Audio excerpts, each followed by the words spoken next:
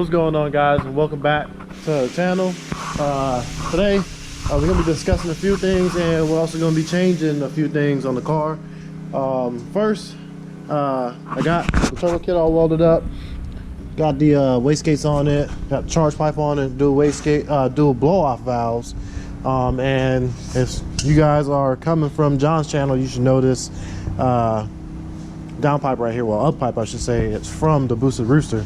So there's two things I have in the car from the Boosted Rooster, actually three: the converter, the transmission, and now the up pipe. So I know before I said that I was gonna start the car on E85 and I was just gonna run the electric pumps underneath the car like the way I had it before, but I changed my mind because I found a deal on a mechanical pump and I bought it, and it should be here on Saturday. I also just bought this 3-gallon cell from Chris. I'm also going to be running that. I'm going to put it up here and I'm going to mount it somewhere like in this general area right here. I'm not going to be running the radiator, not going to be running the water pump as yet. Car's primarily just going to be on a trailer, going to the track back and forth, not a street car anymore for a while. What I plan on doing in the future is putting an electric water pump on the car and putting a radiator in the tunnel where my old fuel cell my old gas tank used to be, and mounting the radiator back there, which is probably gonna do one of those thick core Honda Del Sol radiators, which should be enough to cool the car driving on the street with a good fan on it. So today what I want to do is I want to convert my struts in the back to full coilovers. I got some springs from Jason, and what I also need to do is order the rear tow arm, which is technically a spring bucket delete for the car, and that's probably all I'm going to get to do on the car today. Also, I am going to order a different motor plate because the way that I need to mount the fuel pump, the fuel pump conflicts with the way that the motor plate is set up on this side. So I need one that's going to mount to the upper part of the motor and leave underneath the motor open, yeah, so that I'll be able to put the fuel pump under there. So let me get to taking the rear wheels off the car and getting it on jack stands and pulling the struts over and explain everything to you guys about what I need to do.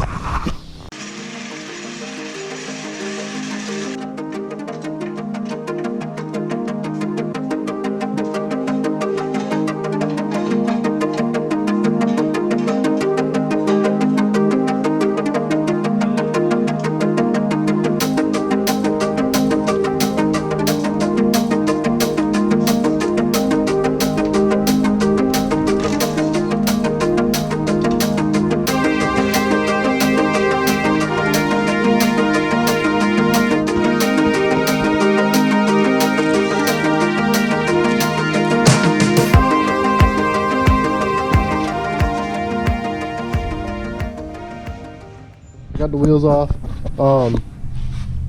Here they are, strange double adjustable struts. Now we can convert to coilovers, which I'm about to do. Here are the brackets that I made. Well, not I made them, but Jason and I came up with these brackets to accommodate these struts. The only thing I really don't like is that they can move from side to side. They have some side to side play. So what I probably end up doing is welding something to the bottom of these struts, because I don't think I'm going to be able to reuse them after I do the ladder bar setups. Reason is because I'll probably have to use a shorter strut, and I know I can weld to it because there's a guy on YouTube named Meticulous. He's a really good welder.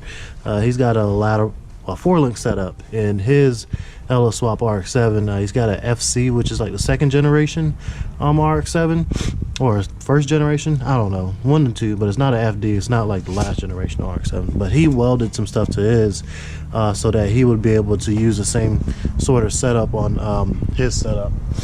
So the springs are, I think, 60 or 80 pounds. We're just gonna rely solely on shock control in the back and just use the springs to hold the car up. Since I'm taking so much weight out of the car anyway, the springs really aren't even going to matter that much. I can't remember Wait, these might be 100. No, it's not 110. It might be. Yeah, it's 110s. Yeah, these are 110s. So, which should be enough to hold the rear of the car up, because we're just going for pure shock control in the rear of this. So, if it doesn't work out, Viking does sell springs separately for like, I think 45 bucks a spring, which it comes out to like 90 bucks or 110 shipped for a spring setup. So if the springs don't work out, I'll just order another set, maybe some 275s or something like that, and see if those will work better. But let me go ahead and start taking the struts off. And this is what I meant by this is what I meant by the spring bucket. So this is the spring that I have in here right now. It's an iBox spring. So we're going to be completely removing the spring. And when I do the spring bucket delete, I'm going to be using something similar to this, which is my traction arm. And it'll be a bar that goes from here to the center of the cradle. And it'll basically just I'll be able to have more alignment adjustment on the car also.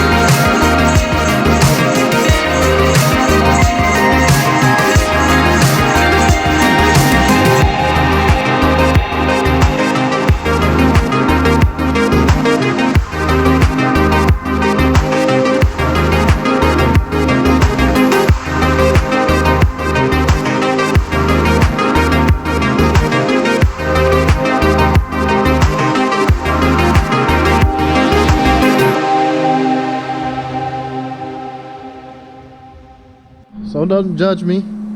This is kind of a rough draft for me, I should say, as far as a shock mount, but it's sturdy. It won't move. Well, it's just pivoting on this right here, but it's not moving side to side, back and forth like it was before. This is a Honda bolt, and those are washers because I had to shim it out some. So the next one that I make for the other side, just drill the holes down a little lower and it should work. But basically this is what we got for coilovers. I know I'm gonna have to make it a little lower, I believe, because my car does sit pretty low. Well, you know, like an idiot. My car used to sit, well, I had 3 inches of travel with the springs on it that was in the rear.